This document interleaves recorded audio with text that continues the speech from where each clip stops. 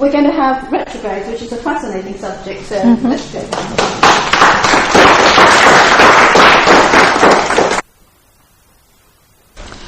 All right. I really learned about retrogrades on my first Saturn return in 1958 when I met Dane Rudger, because he was the master of retrogrades. He knew more about retrogrades than any human I've ever met. And when I met him, I was 28, and I was just about ready to quit astrology. I was getting very disenchanted. And he said, "My dear, you will never understand any of the planets unless you understand the difference between them going forward and backward and standing still," which is so very true, that you can't interpret their motion unless you know what their motion is up to, especially if they stand still. But so anyway, retrogrades, I've never known any other astrologer that really understood them like he did. He had a retrograde Saturn. We'll come to his chart in a moment. This is my poster boy of retrograde planets, Henry David Thoreau. You'll notice all these lower planets are retrograde. He had an out-of-bounds moon up there conjunct Mercury, but all the lower planets are retrograde. And do you know much in England about Thoreau?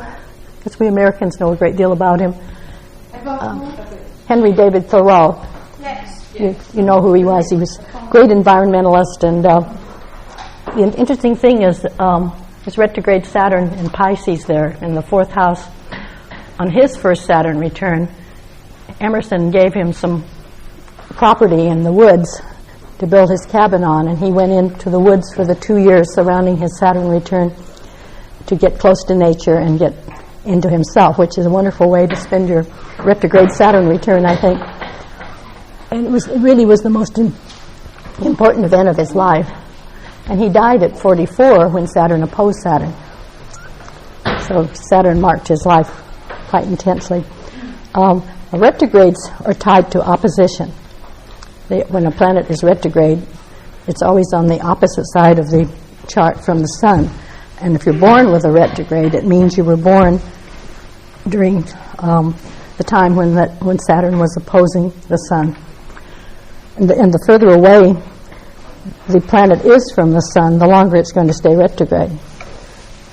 Except for Venus and Mercury, of course. Venus and Mercury are a different cup of tea. They're between the Earth and the sun, so they go retrograde with a different pattern. Mercury's retrograde 3 times a year. Venus is retrograde every year and a half. The key word for retrogrades is personification. And this was a Rudger word. He said, when a planet is retrograde in your chart, you have to personify the planet because it's turned inward, and you don't look for it in the outside world. You find it deep inside yourself. And this is true of each planet individually, depending on what the planet stands for. Now, Mercury retrograde means that you have your antenna turned inward for information. You have to take the information in and digest it and mull it over and really absorb it before you can use it.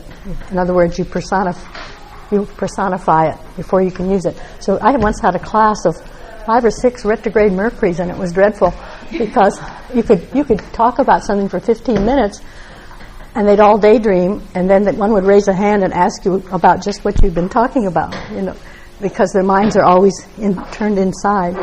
And if you ask a question of a retrograde Mercury, they usually say, well, I have to think about it. They can't answer you spontaneously because they have to take the question in and before they make up their minds how to answer it. I was married to a retrograde Mercury for 40-some years, and we found the whole family wrote notes to him because he would read the notes, but he didn't hear what we said.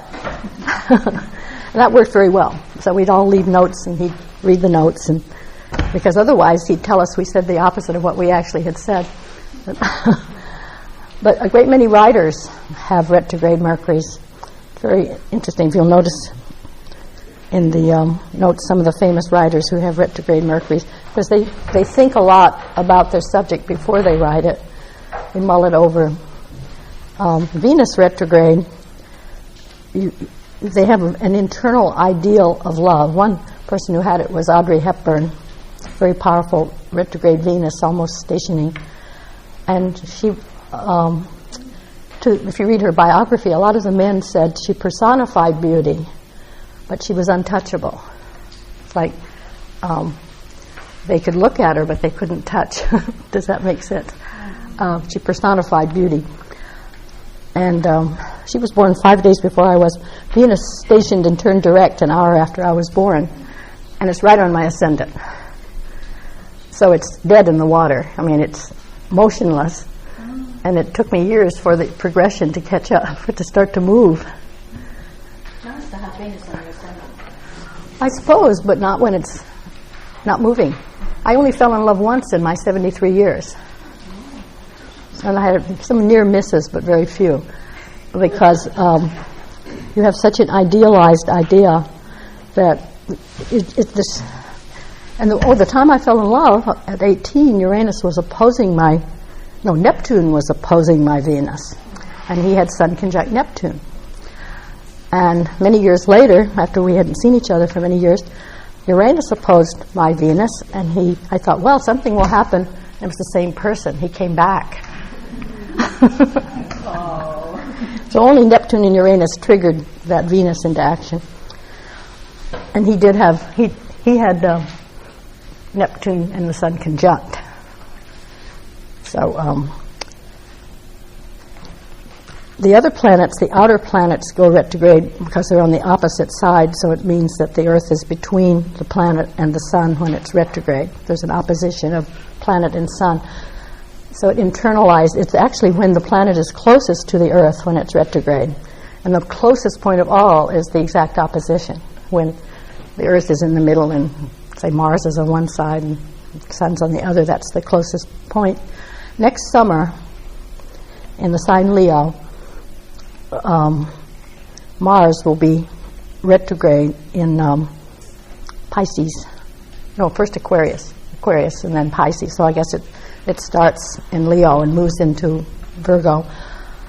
And Mars will be closer to the Earth than any time in 2,000 years.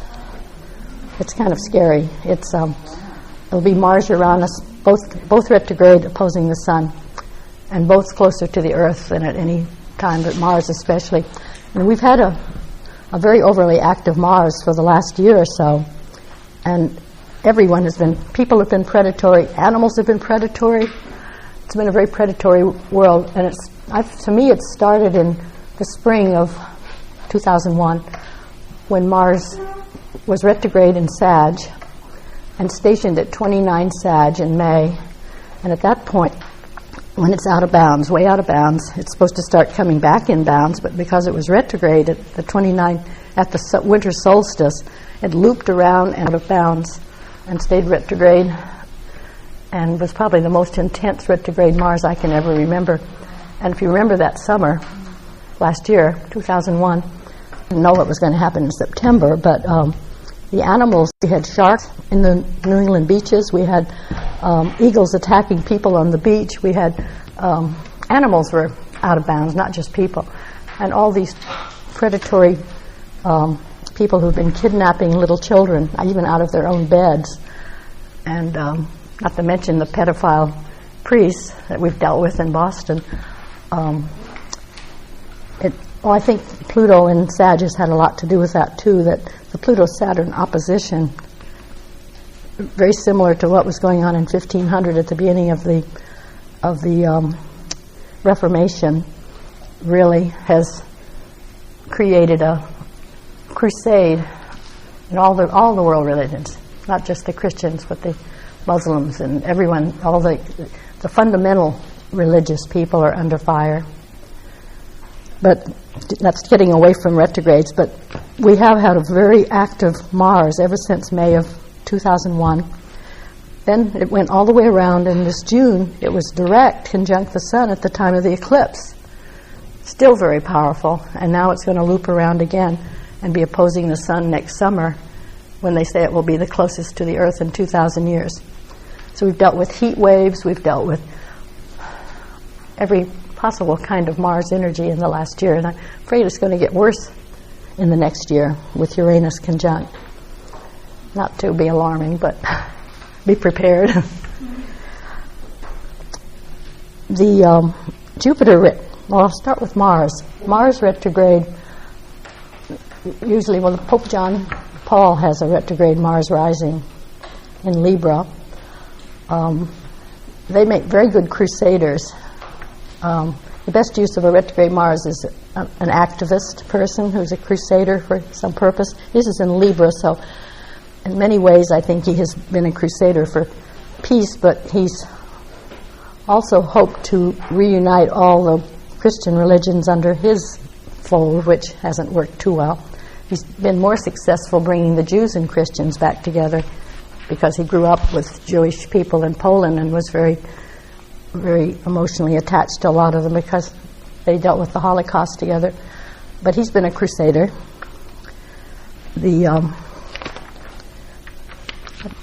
I think first I'll get back to Thoreau. Thoreau is my poster boy of retrograde planets. All the lower outer planets and many of the asteroids too are retrograde. And if you know his life story, his need to go inside, his need to find all his answers inside himself, to get close to nature, was his whole life story. And he was a naturalist. He also wrote the book on civil disobedience and became an abolitionist. He didn't live to be more than 44, so you can't really say the end of his life, but it was the end of his life. He was an active abolitionist. And with Saturn retrograde in the 4th, he lived his whole life in just a few square miles in Concord, Massachusetts. Worked for his own father. He was a school teacher, but that failed because his ideas were a little advanced for his day. Then he went out into the woods and built his cabin and began writing. And then he was an abolitionist, but Emerson supported him. First, his father supported him because he always worked for his father's pencil factory. He lived in his mother's boarding house. So he's very dependent on home and family. But he was, I live about 3 miles from where he's buried, and if you go up there on Cemetery Ridge, Author's Ridge they call it in Concord, they're all buried together. All the Emersons, all the Alcotts, all the Hawthorns, all the Thoreaus are buried together, like one big family. And in the summer it's very touching to see the young people, especially European young people, coming with their backpacks and they're leaving letters and gifts for Emerson and Thoreau and the Alcotts. It's very touching. It seems to me it's more European children who do it than it is American kids, but it's still interesting to see these young people bringing their tributes to these people. It was the Transcendentalists. Emerson was the chief Transcendentalist, and Thoreau was one of his best pupils. Now it's interesting that people with more than 4 planets retrograde usually will be writers, musicians, or something in the creative arts, but very seldom do they get into politics or business. And 2 examples of everything direct are our last 2 presidents, Clinton and Bush. Now, they have a lot in common, actually, more than people realize. Their charts are only a month apart. They have a lot similar in their 2 charts. I think Clinton had a better Mercury.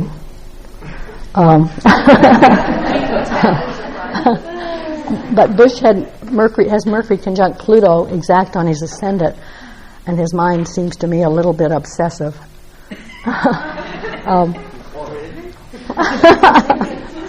Yeah, he scares me to death.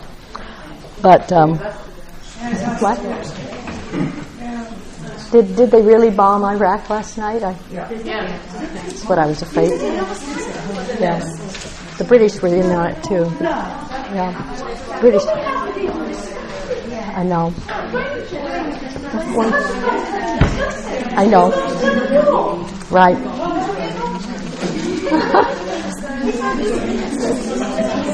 Well, I haven't read the story yet, but I did hear the rumor that 100 planes went last night and bombed. But we need a president with some retrograde planets, I think. Because the difference between everything direct and so much retrograde is that if you have a retrograde planet, you think about the consequences of what you're doing before you act.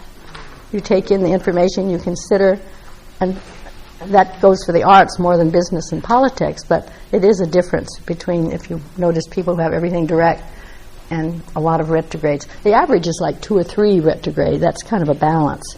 But when you get 4 or 5, like Thoreau, then he's deep into the spiritual personal life and more introverted. And if you get everything direct, like our last 2 presidents, they act first and sometimes think later.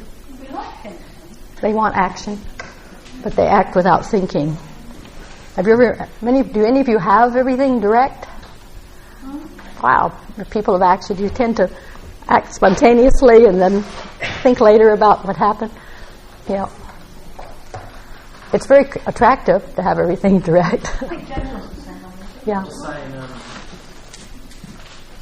in a chart you might have something that's not retrograde, but it goes direct. It's retrograde by progression, so therefore that planet's stationary in retrograde. Yes, when it's stationary by progression, you can move into a different kind of energy, but your basic personality is still there. So what you're saying, something... If you're born with everything direct and then you progress into some retrogrades, you will find a change in your feeling or thinking. My Mercury went retrograde when I was 17 and stayed retrograde till I was 42. And I certainly did, as a child I had this elongated Mercury. So I was already editing the yearbook in grade school, high school, all the way up to college. Then I'm 17 and I'm in college, and suddenly my Mercury turns retrograde and I'm daydreaming. I'm sitting in philosophy class writing poetry, and that's when I got into astrology, frankly. But I did a lot of writing and study on my own, and then when I was 42, I'd been a newspaper reporter all those years, in my 20s and early 30s. But then when I was 42 and it turned direct, I was doing a lot of PR voluntarily, and I went in to talk to an old friend of mine. We'd been reporters together, and he was now the publisher of the Boston Herald, about doing a certain story. And he said, "Fine, but I want you to write it." And I said, "But I haven't done this for years." He said, "Don't you think it's time?" And that was my Mercury direct. It's like even against my will, I was thrown back into writing again. And it really took off. Same with astrology. I'd been studying on my own a lot. And then when I was 42, I suddenly was plunged into taking an active part with all the associations and coming out of the closet again. But I want you to get the feel of what it means to have things go retrograde, so that you go inside yourself. For instance, with Saturn retrograde, all the things that Saturn, and I was born with that one, all the things that Saturn stands for are very personal. From the time you're a baby, you resist heavy-duty authority figures. You have a resistance to being told what to do, and you don't always, do it assertively, but inside you have a resistance. If my father punished me, I'd think, "You're just doing this because you're bigger than I am." But that's the retrograde Saturn, because you want to make it. You resist things in your own family that are being thrust on you without you having a chance to make up your own mind. In other words, you want to be treated like an adult. If you have a child with a retrograde Saturn, it wants to be treated as an adult from the time it's in diapers. It wants to be asked to discuss what it thinks. It wants to.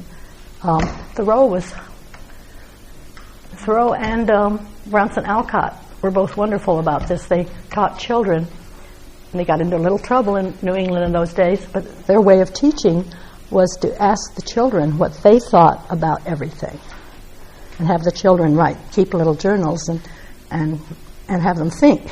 What do you think? They did this with, Bronson Alcott did this teaching a class on the Gospels, asking the children for their personal feelings about Jesus and God and the Gospels. And it was they still have those journals in print. Those children had very interesting answers, but the parents were horrified, that they were being told as children that they could have some ideas of their own. But how many of you have, say, more than 4 planets retrograde? It's very nice. But have you experienced some of this yourself? It's important to have the right parents. What you said about authority figures is dead right. Yeah. It's important with children with a lot of retrogrades that they have supportive parents who treat them with respect so that they're not squashed, because it's very easy with a lot of retrogrades to go inside and have authoritarian parents or over-smothering parents who don't really allow the child to grow, and so a child can sometimes become too introverted and lose confidence in itself. But this handout has a lot of people with a lot of retrogrades, as you'll notice, and what interesting different kinds of people they are. Jupiter retrograde, that's the third paragraph in the handout, third and fourth paragraph. It turns all the Jupiter energy inside. And Jupiter, my daughter has it in her fifth house, in a grand trine. She always gets her way. If she wants something, you might as well give up, because she's going to do it anyway. But they have a way of saying, not just I'm okay, you're okay, which Jupiter does. Jupiter's very tolerant, very generous. But if it's retrograde, it's like one for you and two for me. You know, it's like they gift themselves. They nurture themselves. And my daughter would always buy presents for friends and end up keeping them and then having to go out and buy something else for her friend. Do any of you have retrograde Jupiters? Do you ever do that? But it is a very personal thing. So if Jupiter is gift giving. So if you're buying a gift, it's so personal that you want it for yourself. You have a personal attachment usually for it, and you don't just go out and buy something willy-nilly. You really buy something that you would like for yourself, or that you have a personal feeling. You haven't? Do you have other things retrograde? Yes. Uranus. Uranus can contradict Saturn on most bases. You look like you have a strong Saturn too, do you? Yes. Well, see, Saturn can put a squelch on Jupiter too, always, because it's so disciplined and practical.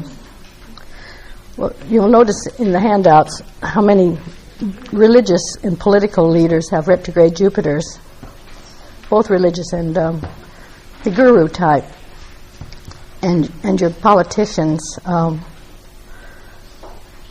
Karl Marx, people who lead movements often have retrograde Jupiters. Karl Marx, Billy Graham, John Calvin, Mao, how do you say, Sun Moon, the head of the Mooney, Sun Moon. He has a retrograde Jupiter. But they're very charming and attractive, and so a lot of your gurus do have retrograde Jupiters. They have an exaggerated sense of humor, a Rabelaisian sense of humor, exaggerated sense of humor. So a lot of your comedians and humorists also have retrograde Jupiters. They laugh a lot. My daughter on the phone laughs more than she talks. There's a lot of humor, and it's charming. If Jupiter is trying the Sun, it's stationing it. When Jupiter trines the Sun, it's making a station. So if you have Jupiter trine the Sun, Jupiter stationing, if there's a third planet involved, you have a wonderful grand trine that we call a pattern integrity. So Buckminster Fuller called a pattern integrity. It means one person who has that is the Dalai Lama, and maybe we should show his chart. He's here somewhere. He's on page 8, I think, in the handouts. What? Did you get a handout? No, we couldn't find it.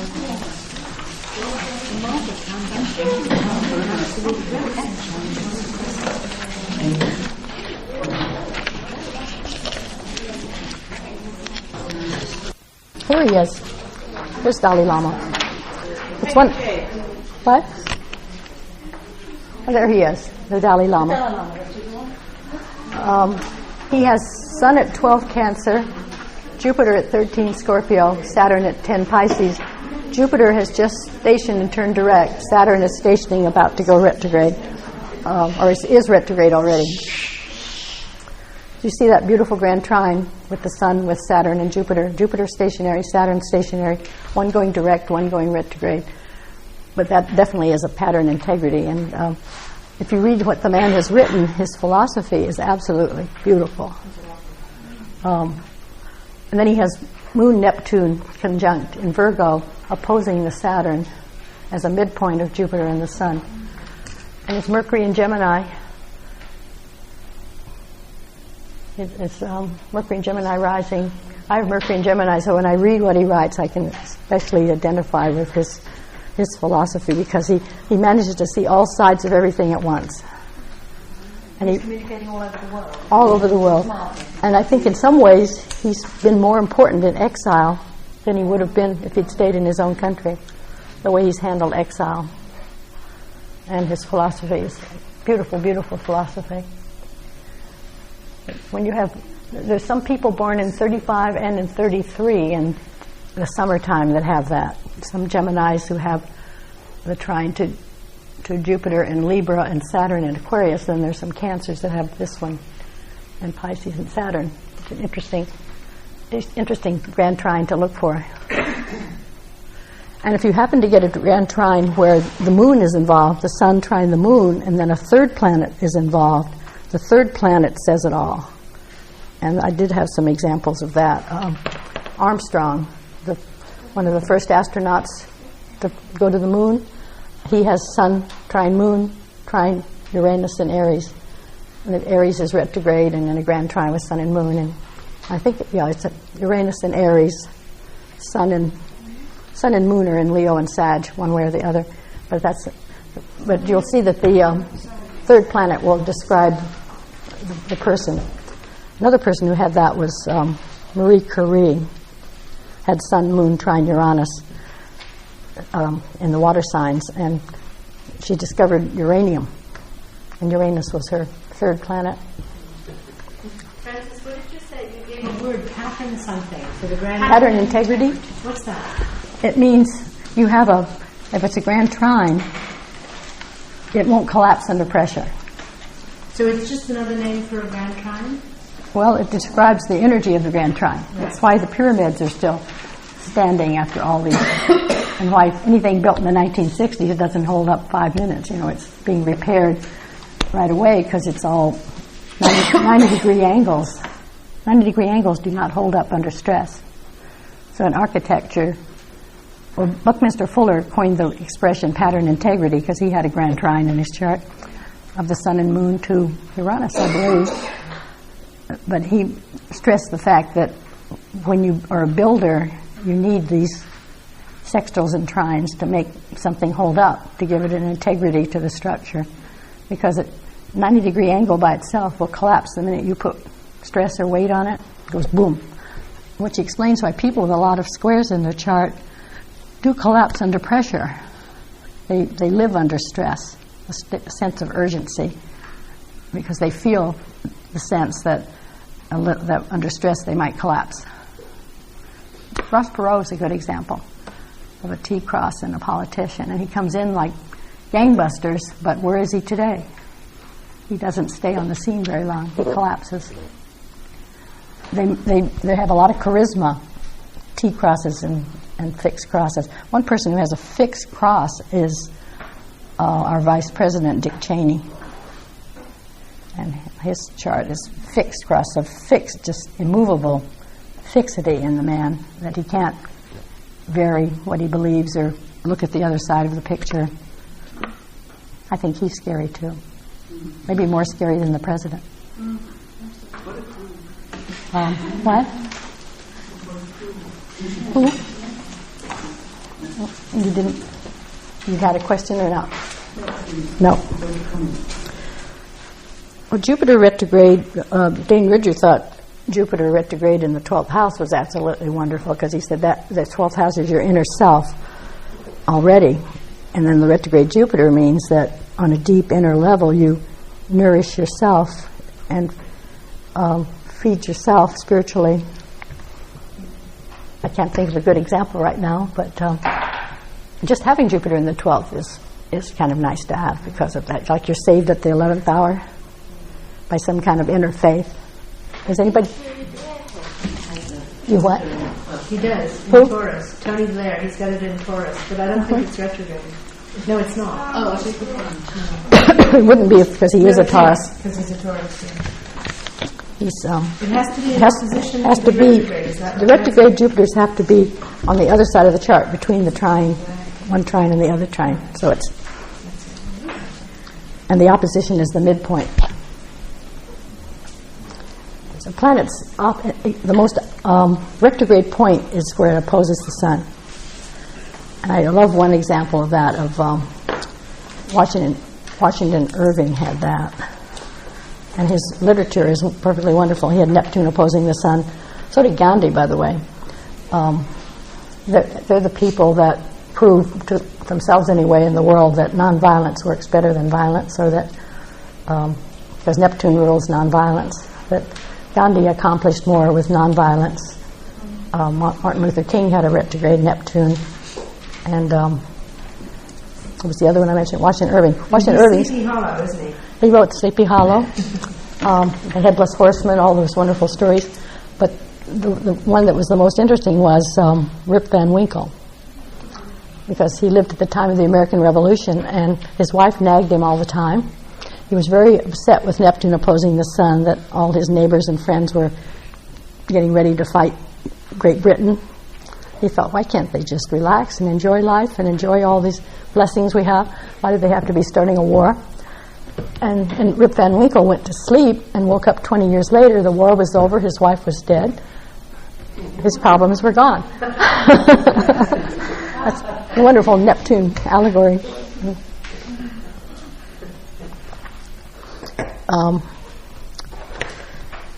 Well, Jupiter, see if there are any more good examples of Jupiter. Usually they're philanthropists. Benjamin Franklin. He also has one of the best charts for retrograde Jupiter. He's on page 5 of, and did you see him in here? Benjamin, here he is. Wonderful chart. You see that retrograde Jupiter in the 9th house opposing his sun? Beautiful spot. He only had 6 years of formal education. But in his day, he was recognized, he walked among some of his best friends were Voltaire and Rousseau. He was recognized all over the world as a great thinker and philosopher. He had honorary degrees from Harvard and Oxford. He did better overseas, as you might guess, than he did at home, because it was France that really recognized his greatness. And he was an ambassador. He spent the revolution over in France, and those were the best years of his life. He said, when he left France, he said, he fell in love. He fell in love in his late 70s with the widow of a French philosopher. I can't think of her name, but he was a famous philosopher, and they became very close. And he was an old roue. He had Scorpio rising. He had Pluto in the midheaven, squares nodes. He had a couple of illegitimate children whom he brought home to let his wife raise. But see, he got away with all this. And yet in France, during the revolution, they worshipped him. He became a cult figure. Retrograde Jupiters can become cult figures. And they even had his picture on their chamber pots. And he was in he was in the group of intellectuals in France. That's where he was happiest. And he fell in love with this French philosopher and proposed to her, but she wouldn't leave France, and he had to go back to America. And when he left, he wrote to her and said, the world is not arranged very well when two people who are so well suited for each other cannot be together. So he said, I go back to America, and I will miss France, the country where I've been happiest, and I'll miss my dear, whatever her name was. And they wrote to each other. They were finally in their 80s when they died. And just before, well, you remember that story. I remember Darby had read it, that I wrote about it, because it's very touching. And she wrote, and she said, my dear, I'm growing old, but I do not mind, because it brings closer the day when we will not ever be parted again. And then he wrote back and said something very similar about... It was the only, you wrote it. And I did, remember- but it's been 10 years. No, I know, and it was the only time he ever fell in love in his whole life. Saturn, Right. Venus in Capricorn, Saturn Right. in the 7th. Yeah, he had many love affairs and a couple of illegitimate children. He had a very Taurus wife who was devoted, but they weren't even together too much because he was in England for many years, and then she died while he was in France, I believe. But she kept the print shop going and kept the business going, and he was over in England and in France doing his thing for the country. It is Jupiter in the ninth. The Jupiter in the ninth, he was more successful and more recognized in other countries than he was at home. I mean, you think he was born in Puritan America, the 17th child. In January, he almost died from the cold. He was baptized the morning he was born because his father was afraid he wouldn't leave. That's why we know what time he was born. The father wrapped him up. He was born early in the morning. The father wrapped him up and took him to the church to be baptized the minute the church doors opened that morning. And he only had, 6 years of formal education. After that, he educated himself. But he founded the University of Pennsylvania. He's a very impressive ninth house man. He really was a remarkable person. And then his Mercury is interesting. His Mercury was retrograde. I believe it's stationed the day he was born, retrograde, and squared Saturn, which was stationary direct. And if you read his books, his humor is very pithy and saturnine and lots of satire, but very wise. It's interesting how Mercury square Saturn has produced so many important people like Isaac Newton, Benjamin Franklin, scientific types. And he was a scientist. He was a philosopher, a scientist, a printer, a revolutionary. Didn't he discover something about electricity? When Uranus conjoined his Right, Mercury and right. opposed its own place? Yeah. He wrote about that. At midlife, his Uranus, The kite experiment. the Uranus opposite Uranus, which was on his Mercury, was when he flew his kite and the lightning, Yeah. and lived to tell it. As the other guy happened. Yeah. Very exciting human being. And a void of course Aquarian moon. Void of course. Which means, how I see the void of course means it's the end game. It's not the time to start something, but it's the most perfect time to just let things finish. And that's what happened at the World Trade Center. The moon was void of course at 28 degrees of Gemini. You couldn't stop the action at that point. It was too late. It just went through in an incredible way. It wasn't the time to start planning yet, but it was the perfect time to let it just happen. And I have a realtor client. When we first became aware of this, she was coming to me. She was a realtor in New Hampshire, and she was coming to me at first about her ex-husband and hoping their relationship would mend. But then we noticed what a good lawyer he was and his retrograde moon. And she said I think his was an Aquarius too, how in the courtroom he could just set up the opposition and then step back and just let it flow. And he would kind of relax the opposition and lead them up to just stepping back and saying, my case is closed, and then it would just, you couldn't stop the action at that point. Well, she said she was a realtor, and she said she found that wasn't the time when the moon was void of course to show person property the first time. It wasn't the beginning, but it was the perfect time to close. She said nothing could stop it at that point. And she said one day she went to a closing ready to say, I don't expect you to close, there are lots of problems, and I wouldn't blame you. But the woman grabbed the pen and said, no, I want to get this over with, and signed. And the moon was void of course. Because everything had already been, whatever has been put into it, at that point it's too late. We tried this with 2 successful conferences. We had our conferences with moon void of course, but we'd put months and months of work and planning into it, and then we just sat back and let it go. And it was perfect, because what you put in is what you get out when the moon goes void of course. If you haven't put in anything, you get nothing. That's when you get the results of what you've put into something, is when the moon goes void. But you can't stop it at that point. It's like a river going into the ocean. You don't put a dam there. You put the dam up above, but you put it there, while the water will just keep going. Does that make sense? I know we're not talking about void of course, but Benjamin Franklin's, if I ever write a book on void of course moons, which I really want to because the people that have them are so impressive, one is certainly Ben Franklin, one's Napoleon, one's Jack Kennedy, and one's Jackie Kennedy, Margaret Thatcher, Winston Churchill, all have void of course moons. And they couldn't be stopped, you know. Maggie Thatcher couldn't be stopped. There are a lot of things in astrology that are misunderstood, you know. I remember a rather famous astrologer whom I admire a lot said when the World Trade Center happened, "I don't understand it. The moon was void of course." I said, "That's why it happened, you know, because that moon was void of course. It couldn't be stopped." And he just shook his head. He couldn't believe it. Well, let's see if there's another one I want to show you.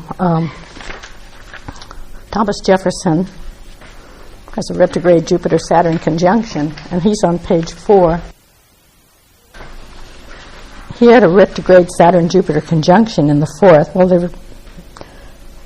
were separating. It had been conjunct, and Jupiter had moved ahead, but now they were both retrograde. And he was a famed architect and the builder of the university, both of Monticello and the University of Virginia. So one thing about retrograde Saturns is that they have to decide for themselves what is correct. They don't live by, they have their own laws. They live by their own inner law. But it has to be what they think is correct, what the feeling they have on the inside is correct. About time, retrograde Saturns operate on their own inner clocks. And it has nothing to do with outside. If you ask a retrograde Saturn, what time will this be done? It's very annoying to them. They say, when I finish. You know, because what they start, they want to finish, but they don't want to put a time on it, a clock on it. Does anyone have retrograde Saturns? To me, that's the most interesting thing to have retrograde. Well, lots of them. So you all want to set your own time and your own clock. I like that. I've got a Saturn Uranus conjunction. Well, that's tough because it's like standing on a banana peel at the same time that you're trying to... I don't want to be constrained by time. That's right. I know. Well, you'd be impatient too. That Yeah. both would make you impatient with restrictions. If someone... Is it Saturn-Uranus conjunction or... Saturn Uranus conjunction. Yeah, that's tough. It's like building something and then stepping on a banana peel and saying, whoops, or changing your mind at the last minute and deciding you didn't want it after all, after you build it. Well, that's nice. Oh, Yeah, 1942-ish. right. That's really a lovely combination, that Uranus-Neptune trine with the retrograde Saturn. I've got a retrograde Neptune. It's the only retrograde thing I've got. Neptune. It is the only thing underneath the ascendant line as well. Mm-hmm. And we've lived without electricity for 13 years in like a hermit in the middle of a field. Mm-hmm. Neptune very strong. But you want it that way. Don't you want it that way? Or do you want electricity? We've got it now. Oh, you have? We did it about 6 years ago, but I mean it was that retrograde because my Something quite spiritual. isn't retrograde anymore. What's your So then I spiritual? had my electricity now. Your spiritual values are good, Yeah, they were great. and you're not materialistic and greedy. It's nothing, you know. We were free. Neptune's much misunderstood and undervalued. It's a very powerful planet. Yeah. It dissolves. It's the only thing that can dissolve Pluto.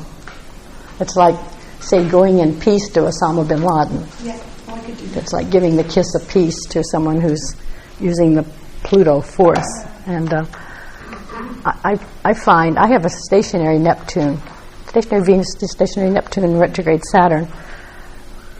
They're all in a grand trine. Those 3 planets are in a grand trine.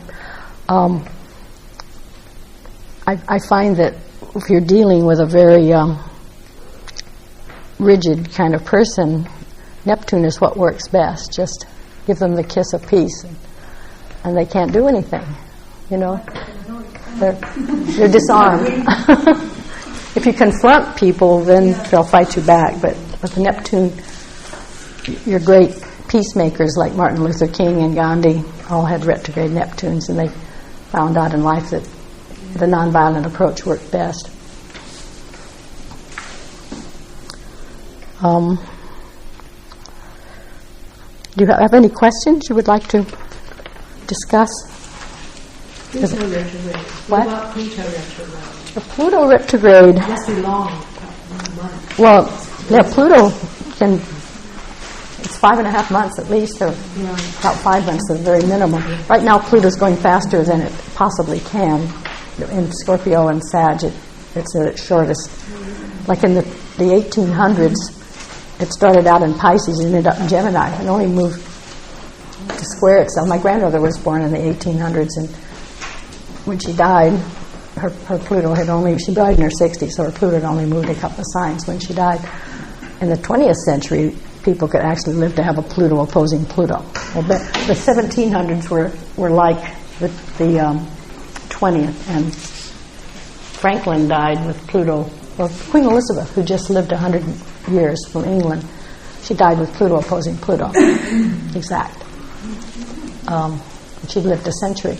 But people born in the 1800s, in a century, they didn't get more than a square. Like when I was born, Pluto stayed in Cancer so long it actually wouldn't move at all in a year. It would just kind of wobble back and forth on 1 degree. And it was on its own node at that point, too. Do you all know why those outer planets were discovered on their own node? That's a good teaser question. There's a reason. Because when they're on their own node, they're on the ecliptic, and that's where the scientists are looking, on the ecliptic. But Pluto was in Cancer, Neptune was in Aquarius on its south node, and Uranus was in Gemini on its north node when it was discovered. So that's why so many of them are discovered on their own nodal axis.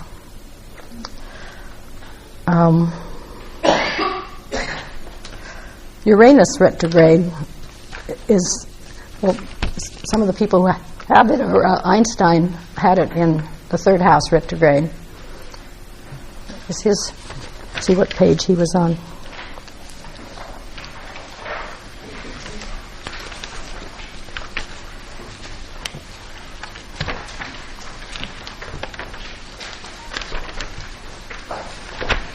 Dostoevsky's one I wanted to look at. Where is Einstein? Well, I know he has a retrograde Uranus in the third house.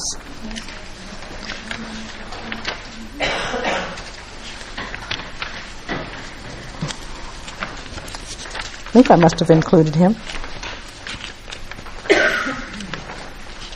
Maybe I didn't. So I didn't include him in but he did have a retrograde Uranus in the third house. Jean-Paul Sartre, the philosopher, had a retrograde Uranus rising opposing the sun. And is anyone familiar with Jean-Paul Sartre's philosophy? He's very Uranian. And what he said in his biography, with retrograde Uranus rising opposing the sun, he said, I ran through life embracing the future, never enjoying the present, in a state of extreme urgency.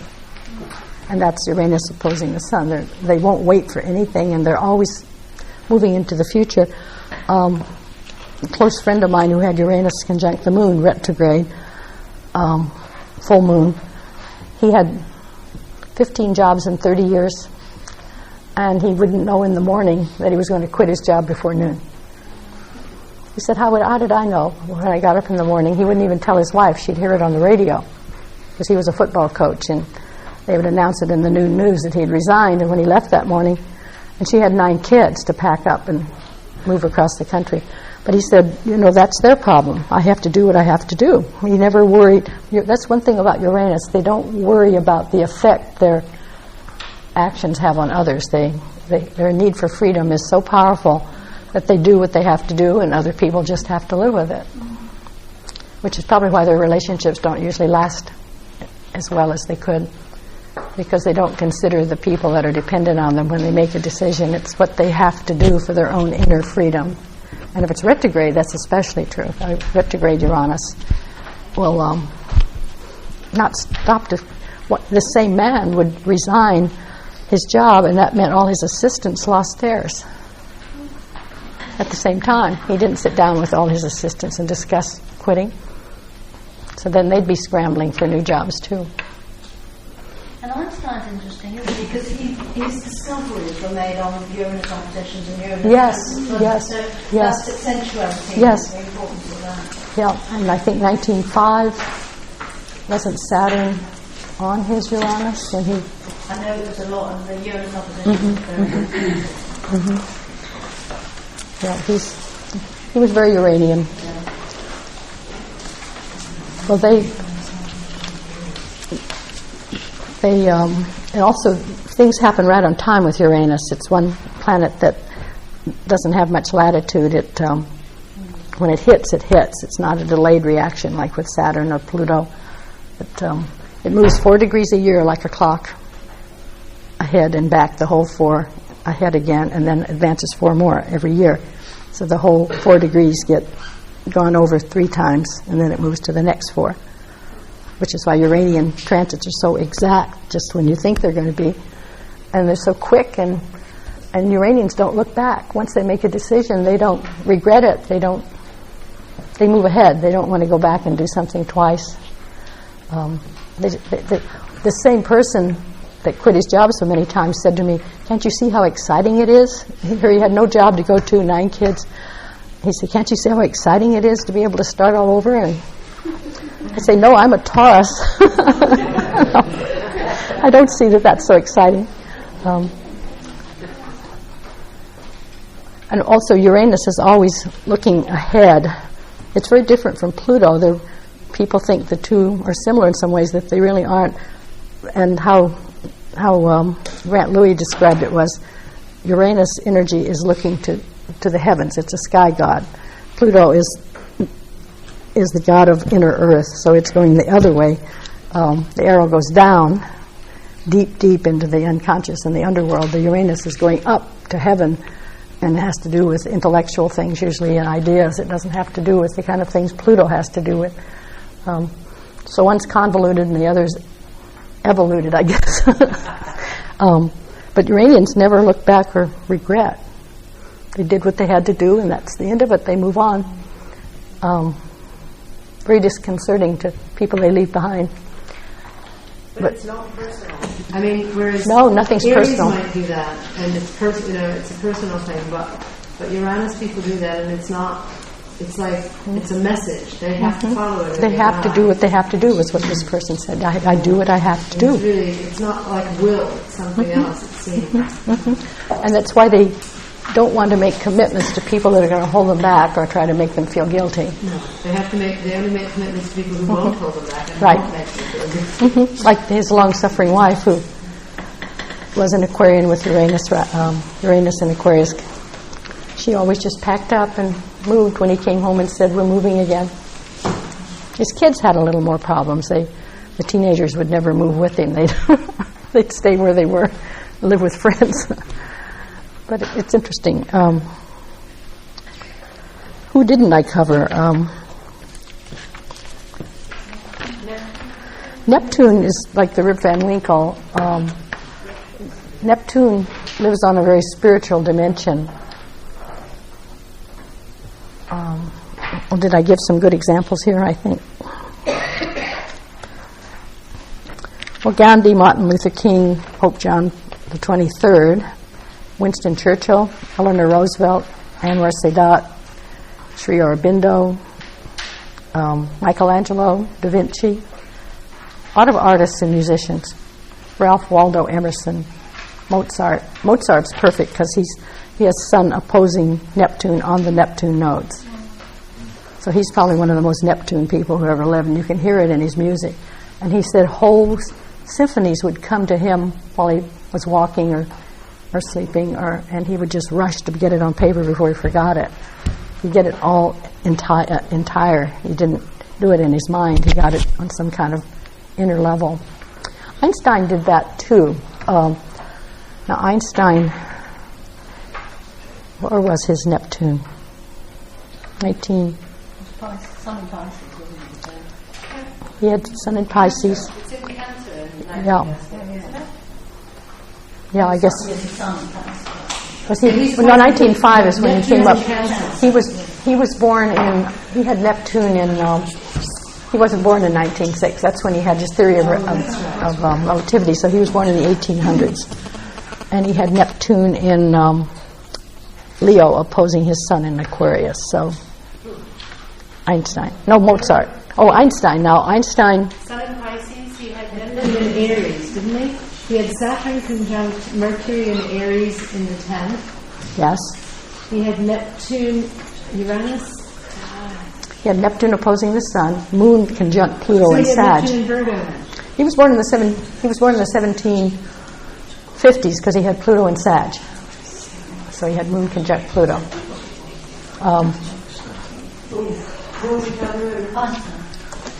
Oh, that was Mozart. Einstein was a Pisces, but that happens every year. What happens when retrograde Neptune messes up? I mean, when you mess up worse? No, I wouldn't say so. I think probably Pluto mess-ups are the most violent and dangerous. Yeah. What, for the retrograde? Or just Pluto mess-ups. Yeah. Because violence is usually involved, or death. Yeah. Neptune, I must have some good examples here. So it's more self-deception?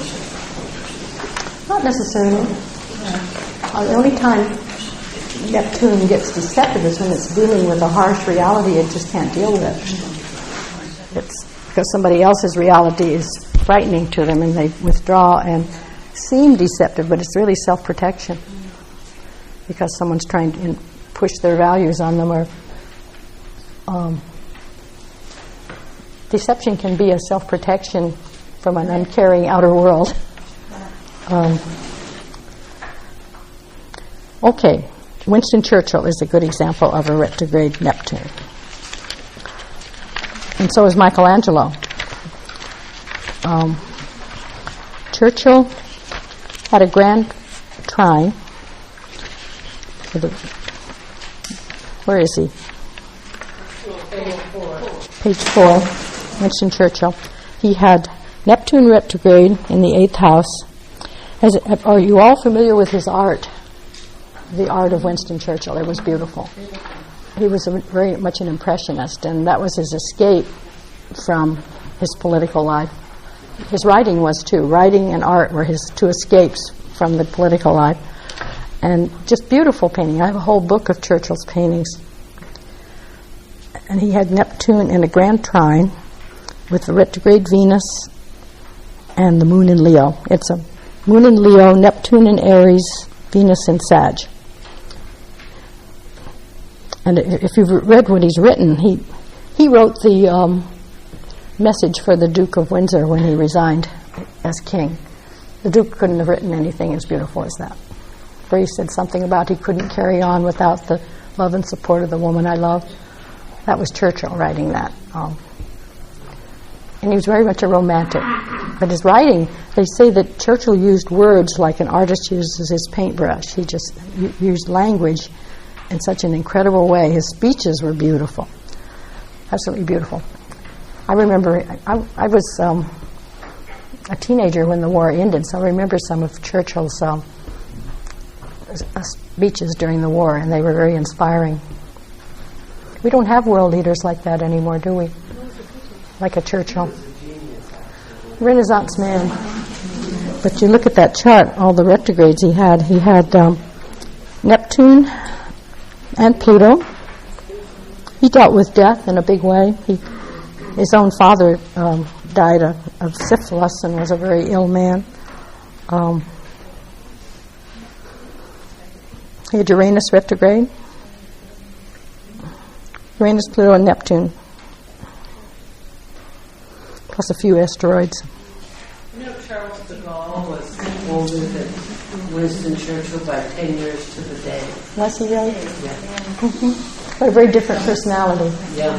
Totally different personality. What is bedside reading at the moment is Churchill. What? Because he's identifying, it said on the Newsnight the other night, because he's identifying Churchill against Hitler with Bush Who's that? against George Bush. Really? George Bush doesn't read. I never thought he did.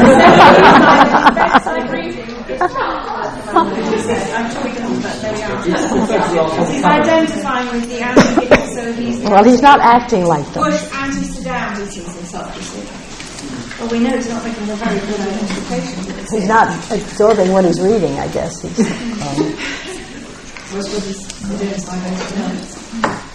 no, I'm surprised he reads. Because he made that... Someone's telling him what it says inside the book.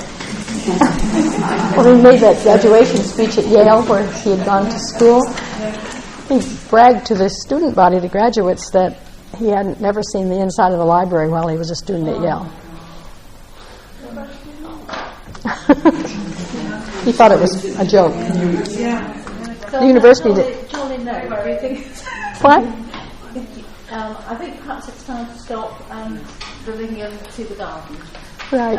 So thank you very much indeed, Carter.